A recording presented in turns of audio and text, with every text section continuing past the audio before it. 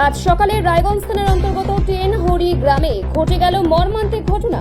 বিষাক্ত সাপের ছোবলে প্রাণ হারালেন এক ইলেকট্রিক দোকানদার 40 বছর বয়সী বিষ্ণু দাস। জানা গেছে, প্রতিদিনের মতো সকাল সকাল দোকান খুলেছিলেন বিষ্ণুবাবু। নরম কলোনিতে তার ছোট্ট দোকান, যেখানে জীবনের লড়াইটা চালিয়ে যাচ্ছিলেন প্রতিদিন। কিন্তু কে জানতো আজই তার জীবনের শেষ সকাল।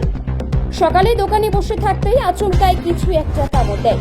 প্রথমে গুরুত্ব দেননি, ভাবেন হয়তো পিঁপড়ে বা কোনো সাধারণ কীট, কিন্তু মুহূর্তেই বদলে যেতে থাকে সবকিছু।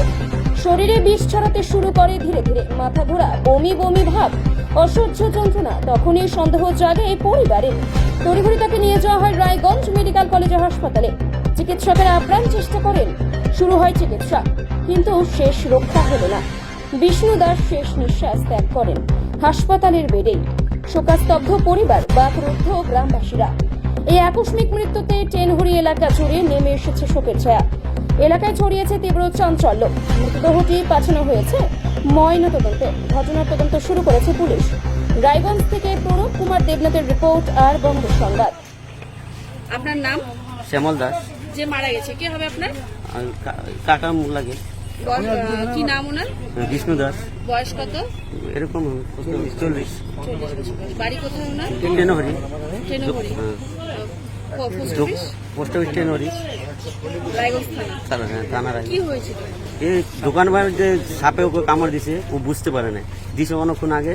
তারপর মনে হয় যখন আধা ঘন্টা মনে হয়েছে কাজ করতেছিল, পরে ব্যথা যখন চালু হলো, তারপর হাসপাতাল নিয়ে এসে তারপরে মারা গেল।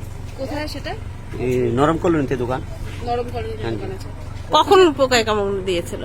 দিছে মনে করেন আধা ঘন্টা আগে দিছিল, ও বুঝতে পারে না। সকালে? সকালে, হ্যাঁ। আর হাসপাতালে নিয়ে এসেছিলেন কখন? হাসপাতাল হয়ে গেছে কামড়ানোর সাথে সাথে নিয়ে এসেছিলেন? হ্যাঁ হ্যাঁ হ্যাঁ হ্যাঁ, বলছি তো টেনহরি। আচ্ছা, হাসপাতালে নিয়ে এসে চিকিৎসা হয়েছিল নাকি? হ্যাঁ, চিকিৎসা হয়েছিল, চিকিৎসার পরে মারা গেছে। কতক্ষণ পর? 10 মিনিট।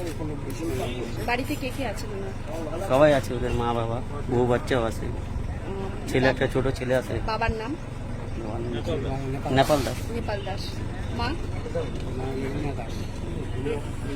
বলেন। রিনা দাস।